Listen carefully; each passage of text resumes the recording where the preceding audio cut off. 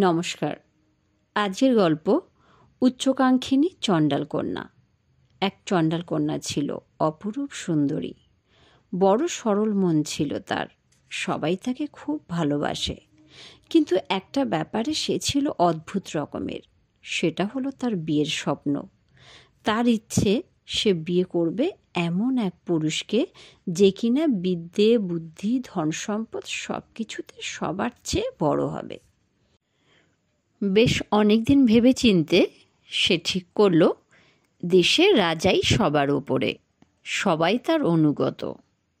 ব্যাস, এই তো তার স্বপ্নের পুরুষ।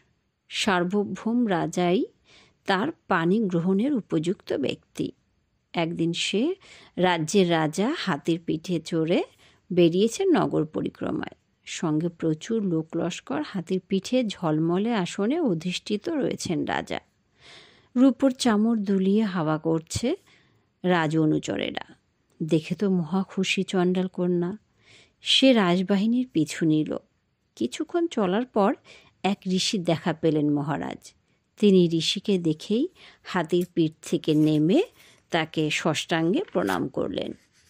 চণ্ডাল কন্যা তখন মনে মনে ভাবলেন, ঋষি তাহলে রাজার থেকে অনেক বড়, তাহলে আমি একেই বিয়ে করব। মনে মনে কথা ভেবে সে ঋষিকে অনুসরণ করল। কিছু দূর যাবার পর ঋষি এক শিব মন্দিরে ঢুকলেন। সেখানে সে দেখল মন্দিরে শুধুমাত্র শিবের বিগ্রহ আছে, কোনো পুরোহিত নেই। পুজো আচ্ছাও কিছু হচ্ছে না। তবু দেখল ঋষি মন্দিরের ভেতরে প্রবেশ করলেন। শিব মূর্তির কাছে গিয়ে তাকে ভক্তি ভরে প্রণাম করলেন। এই দেখে আবার চণ্ডাল কন্যার মত ঘুরে গেল। সে মনে মনে বলল, আরে তাহলে শিব তো ঋষির চেয়েও বড়, তাহলে আর ঋষিকে কেন, আমি শিবকেই বিয়ে করব। তখন সে ঋষির পেছনে গেল না, মন্দিরে বসে রইল। মন্দিরে বসে বসে সে নিজের বিয়ের কথা ভাবছে।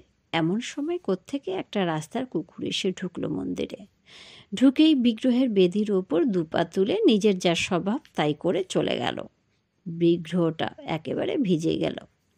এবার চণ্ডালিনীর মনে হলো, তাই তো, কুকুর যদি শিবের উপর এরকম ব্যবহার করতে পারে, তাহলে তো এই কুকুরটা শিবের চেয়ে অনেক বড়, তাই না? না হলে এমন কাজ সে করতে পারতো না। তাহলে আর শিবকে কেন, আমি এই কুকুরটাকেই বিয়ে করব। এই ভাবতে ভাবতে সে কুকুরটার পিছু পিছু যেতে লাগলো। যেদিকে কুকুরটা যায় চণ্ডাল কন্যাও সেদিকে ছুটতে থাকে। খানিক দূর যাবার পর সামনে পড়ল চণ্ডাল পল্লী। পল্লীর একটি বাড়ির সামনেই দাঁড়িয়েছিল এক চণ্ডাল যুবক। বোধহয় কুকুরটাকে সে কিছু খেতে দিত, বা এমনি সে চিনত। মুখ চেনা দেখেও কুকুরটা তো সেই তরুণের পায়ের কাছে গিয়ে মুখ ঘষতে লাগলো, তাকে আদরে আহ্লাদে অস্থির করে তুলল। তখন চণ্ডাল কন্যাটির মনে হলো, তাহলে তো আমার স্বজাতীয় এই তরুণটি কুকুরের চেয়ে শ্রেষ্ঠতর। আমি তাহলে এই চণ্ডাল তরুণকেই স্বামী হিসাবে গ্রহণ করব। নমস্কার।